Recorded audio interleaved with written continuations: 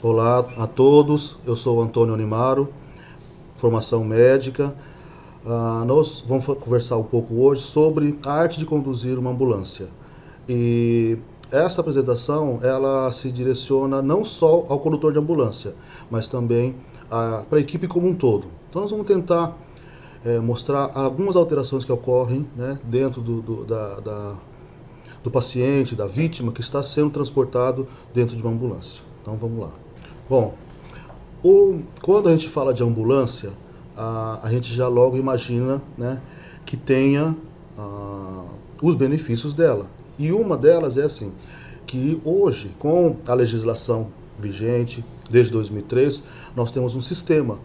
E nesse sistema se prevê uma equipe diferenciada, uma equipe que está capacitada para fazer o atendimento pré-hospitalar nesse país. Então, são equipes de suporte básico, onde tem o condutor de ambulância, o técnico de enfermagem. Hoje, com algumas alterações, o enfermeiro vai estar, né, começando a fazer parte dessa equipe do suporte básico. E no suporte avançado, seria a participação do médico, do enfermeiro, junto com o condutor. Então, os benefícios são equipes diferenciadas, capacitadas, treinadas. E serve de abrigo, né, mesmo que seja parcial, contra chuva, frios. E mais do que isso, um conforto psicológico para os pacientes e vítimas que serão transportados. Lembrando que dentro de uma ambulância, onde quer que ela esteja, né, ela está ali provisoriamente. Então serve, né, a equipe, a ambulância, os equipamentos, todos eles servem para fazer a manutenção da vida. O tratamento definitivo vão ser realizado dentro de unidades hospitalares, dentro de outras estruturas que não ambulância. Mas todos esses benefícios, né, ainda são insuficientes. Por exemplo, quando a gente fala do recém-nascido, precisamos ter equipamento específico, como a isolete.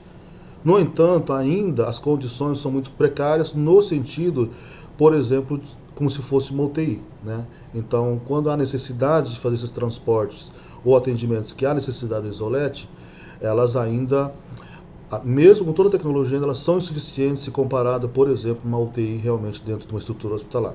Então, elas têm deficiências. Uma delas é essa com a recém-nascido, e a outra é em relação à questão das infecções, né? Então a gente sempre orienta as equipes, né, sempre está tomando muito cuidado com o paciente, mesmo sabendo que sendo ambientes com maior dificuldade de conter a questão da infecção, mas sempre ter em mente que né, eu já vi muita gente falar, é melhor, não tem problema nenhum, a gente vai fazendo o que tem que ser feito e a gente dá um antibiótico depois, né? As coisas não podem ser levadas desta forma, né? Tem que pensar, tentar minimizar os riscos de infecção dentro de uma ambulância. Os materiais utilizados também, né, embora hoje, por exemplo, no suporte avançado de vida, uma UTI móvel, ela tenha todos os equipamentos necessários, tem kits necessários para fazer os procedimentos, mas ainda estão limitadas, né, se comparar ao que tem dentro da estrutura hospitalar. Essas estruturas dentro de hospitais, elas foram feitas para fazer a manutenção da vida. Então essas equipes, né, fazem a manutenção. Então os materiais também muitas vezes vão ser limitados. E as desvantagens por si só nas ambulâncias, né, o barulho do motor, por exemplo, barulho da sirene, insuficiência de umidificação de O2, por exemplo, quando a gente faz longos transportes nas regionais do SAMUS, por exemplo, né, a gente não consegue muitas vezes fazer a umidificação adequada com os respiradores. A aceleração e vibração do veículo. Esse é algum ponto que a gente vai estar falando mais detalhadamente, que é o que mais tem impactos perante o transporte. Então a forma de conduzir a ambulância, ela vai impactar diretamente os pacientes e também vai depender muito do tipo de patologia, de doença, de trauma que eles vão apresentando. Transportar um ferido, ou um doente, ou um paciente, sempre é um risco. E, obviamente, quanto mais grave o paciente, maior o risco para ele. Só lembrando um pouco, quando a gente vai falar de aceleração e desaceleração, a gente vai ter que lembrar um pouco da lei de Newton, né? que diz o seguinte: um corpo em repouso permanecerá em repouso, e um corpo em movimento permanecerá em movimento. A gente vai entender melhor isso quando a gente passar os exemplos de aceleração e desaceleração. Mas lembrar que um corpo em repouso permanecerá em repouso e um corpo em movimento permanecerá em movimento, tem que estar sempre em mente para vocês entenderem o que acontece na aceleração e desaceleração. Então, efeitos de acelerações sobre o organismo normal são alterações que podemos perceber nas funções vitais, por exemplo, na pressão arterial, na frequência cardíaca, na respiração, e algumas que podem ocorrer também são lesões anatômicas. Por exemplo, da forma como se conduz uma ambulância, você pode ter, e dependendo do tipo de trauma, por exemplo, de um paciente que sofreu um acidente, um politraumatizado e que já tenha lesões externas, internas, pode haver o risco de, por exemplo, alguns órgãos, que são, a gente chama de pediculado, né? Por exemplo, os rins, da forma como for conduzida a ambulância, elas podem se romper, esses pedículos que a gente chama, né? Então, mais para frente a gente vai entender isso. As alterações das funções vitais quando no movimento de aceleração. Vocês lembram da primeira lei de Newton? Um corpo permanece parado e o outro em movimento. E quando existe uma aceleração, percebam que a vítima ou o paciente ele está dentro da ambulância, atendendo a maca que está fixada. Então eles formam um conjunto só. Se este veículo, esta ambulância, faz uma aceleração neste movimento para frente, o sangue que estava dentro do organismo da pessoa, se ela estivesse parada, ela continuaria parada. Mas como ela teve um movimento para frente, o que acontece? A tendência é de parte do sangue se concentrar mais na parte inferior do organismo. Isso devido à inércia. Com isso, nós temos algumas consequências. E uma delas é a diminuição da pressão arterial na parte superior do corpo. Nesta parte aqui, ó. Então, se a gente tem movimento de aceleração, principalmente acelerações bruscas, saídas muito rápidas, esta parte aqui, como o sangue teve uma tendência de descer para os membros inferiores, você vai ter uma diminuição da pressão arterial. E, consequentemente, para uma resposta, o cérebro entende que está com menos sangue, o que vai acontecer? A frequência cardíaca, o coração vai bater mais forte. Essas são algumas alterações. E é importante lembrar dessas alterações em algumas doenças, alguns traumas. Por exemplo, um paciente que tem um trauma de crânio. Imaginem uma pessoa que tem um trauma de crânio, onde há necessidade de ter um inchaço na cabeça, dentro do cérebro, dentro da calota craniana. Quando existe esse movimento do sangue mais para o movimento, para a parte inferior, então isso vai prejudicar. E aí a gente pode lembrar também algumas doenças graves, como por exemplo no caso da septicemia, que também essas diminuições, tanto o aumento como a diminuição. Nós estamos falando inicialmente, né, da diminuição da pressão arterial, mas também pode acontecer isso. Quando o condutor de ambulância encontra, por exemplo, um obstáculo ou uma tartaruga que a gente fala, né, vai acontecer um movimento de desaceleração, ou seja, quando ele vai, um movimento de freada, digamos assim, mais grosseiramente. Nesses movimentos, o que acontece? O sangue tende a ir para a parte superior, ou seja, para a parte da cabeça. E aí vão ter alterações, tanto da circulação como da frequência cardíaca. Vai aumentar a pressão arterial na parte superior do corpo e, consequentemente, diminuindo a frequência cardíaca. Aí, não importa qual o tipo, né, de patologia realmente, essas mudanças elas vão trazer prejuízo, tanto a diminuição da pressão como o aumento da pressão. Então, não importa qual o tipo, tanto a aceleração como a desaceleração, a saída brusca e a freada brusca vão trazer consequências para o paciente. E alterações respiratórias? Elas resultam dos movimentos das vísceras abdominais pela força da inércia. Lembra que aqui, vejam aqui, tem um diafragma que separa a parte do abdômen, né, as vísceras abdominais, da parte do tórax, onde está o pulmão. Voltamos um pouco lá, só para entender, quando acontecem esses movimentos bruscos,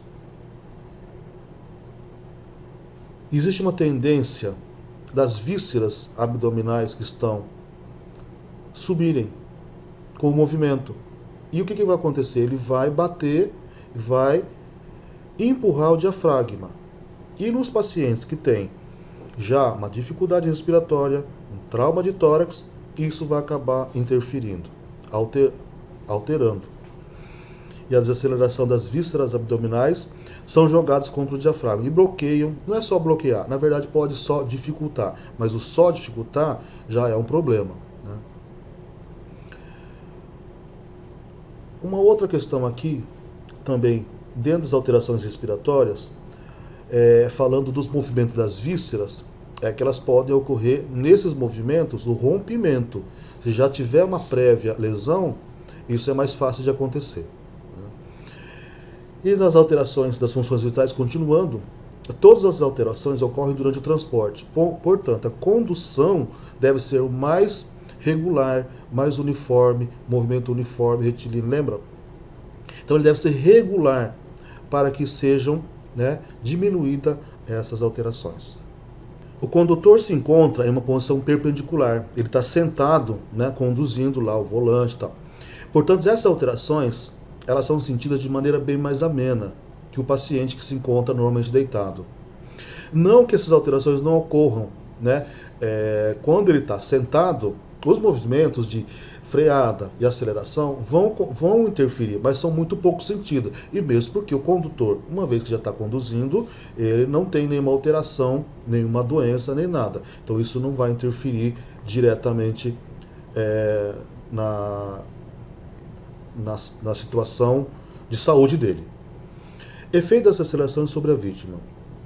Então, as insuficiências respiratórias, pacientes principalmente que têm um problema respiratório, um problema cardiológico, poderá ter piorado ou não a sua falta de ar, a sua respiração pela movimentação das vísceras abdominais, né? Um outro ponto no movimento de deslocamento, de acelerar e desacelerar, é com relação às fraturas, né? Então, as fraturas, de uma maneira geral, mal imobilizadas ou bem imobilizadas, elas vão ter impactos que são diferentes. As fraturas mal imobilizadas estarão à mercê muito maior da inércia. Então, quando se orienta que deve haver uma imobilização adequada das fraturas, pensando nesse fator, porque inevitavelmente a aceleração e a desaceleração vão ocorrer. O que a gente orienta é que sempre você tente minimizar esses movimentos para que não sejam de forma tão brusca. E essas fraturas, como a gente está falando agora, se ela tiver mal imobilizada, elas vão ter deslocamentos. Vocês imaginem uma fratura de fêmur que não esteja bem imobilizada. Nesses movimentos, eles vão acabar fazendo aqueles movimentos de ida e vinda e vão causar mais danos para a lesão, né? Também, quando tiver suspeita de lesão de coluna como um todo, esses movimentos vão ter uma interferência também que a gente não consegue mensurar, a gente não consegue medir, né? Mas a gente tem que saber que ela existe para que a gente minimize, pelo menos moralmente, essas lesões que vão acontecer durante o transporte. Agora, falando sobre o efeito das vibrações sobre o organismo, né? Aplicações com ambulância. Então nós vamos perceber que existe uma relação entre a estrada, ruas, pistas e a ambulância. É um sistema onde a maca, o sistema de suspensão, equipamentos, o paciente em cima da maca, fixados, tudo isso forma um sistema.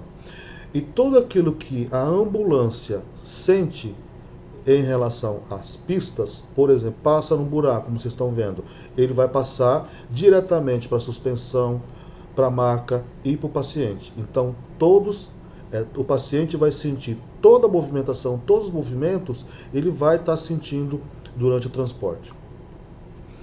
E a origem dessas vibrações, cada ponto de contato do paciente com a maca pode ser o ponto de origem das vibrações. Do veículo, né, de uma maneira geral, são todas as peças de movimento. Isso faz com que, inevitavelmente, exista um movimento de vibração. Mesmo aquelas ambulâncias que vocês percebam que esteja caminhando, né, adequadamente, que você nem percebe que às vezes está em movimento. São ambulâncias, né, mais ideais. Mas, de toda maneira, existe, né, a movimentação das peças que vão ser sentidas principalmente pelos pacientes. Externo seria, por exemplo, o vento. E o contato com a roda nas estradas, né, com todo o atrito que vai causando todas as vibrações. E o efeito dessas vibrações sobre o organismo, né, são manifestações como diminuição da pressão, diminuição da frequência cardíaca, do ritmo cardíaco, mal-estar aos movimentos respiratórios e uma diminuição da acuidade visual. Os efeitos das vibrações, elas são mais difíceis de ser percebidas, mas elas estão acontecendo todo dia nesse país, onde tem um paciente, tem uma vítima, sendo transportado por uma ambulância. Elas estão acontecendo e estão sendo transmitidas do veículo para a maca, da maca para o paciente. Então, saber que essas coisas... Por que é importante saber dessas vibrações? Quando você perceber, enquanto condutor de ambulância, que existe um problema, né, dentro do veículo que faz com que essas vibrações aumentem, né, deve-se fazer com que essa ambulância ela seja colocada para manutenção, seja verificada para que minimize todas essas alterações dentro dos organismos dos profissionais, dos pacientes. E como recomendação, de uma forma bem ampla, né, veículos adequados para o transporte. A gente percebe que existem muitas ambulâncias que elas não deveriam ser taxadas, chamadas de ambulâncias. Então, existem veículos que devem ser adaptados e adequados para fazer o transporte do paciente.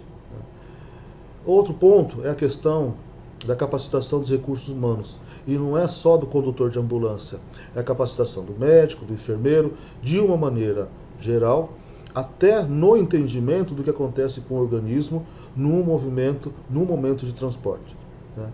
Então, para evitar que o médico ou o enfermeiro fale para o condutor de ambulância correr, por exemplo, aumentar a velocidade da ambulância quando tem um paciente que está mais grave. Ora, isso não justifica, uma vez que se existe o recurso necessário dentro da ambulância, se existe uma equipe que está treinada e sabe o que tem que ser feito no ambiente pré-hospitalar, não justifica em nenhum momento nem o médico, nem o enfermeiro falar para o motorista, falar para o condutor de ambulância, né, acelerar, correr para o hospital, correr para a UPA, sei lá, para onde estiver sendo levado, encaminhado. Então a capacitação dos recursos humanos ela é fundamental no sentido de evitar esses danos aos pacientes, né, que muita gente, talvez as equipes nem percebam isso. A condução da ambulância é da competência do condutor de ambulância, não é do médico nem do enfermeiro. E também, em questão às políticas de avaliação dos serviços, os coordenadores do SAMU, de uma maneira geral, devem estar atentos para verificar, deve ter seu coordenador de frota, mas também acompanhar tudo o que acontece, porque da responsabilidade, da competência dele como um todo, né, os coordenadores, acompanhar o que está acontecendo, né, e lembrar, de última instância, que a gente tem que pensar sempre no paciente. É pensando no paciente, na boa prática da medicina pré-hospitalar, que a gente, né, tem que estar sempre lembrando deles para a gente poder fazer o melhor trabalho possível. Então, de uma maneira geral, né, o que eu gostaria de estar apresentando para vocês é isso, né? Espero que vocês tenham gostado e muito obrigado.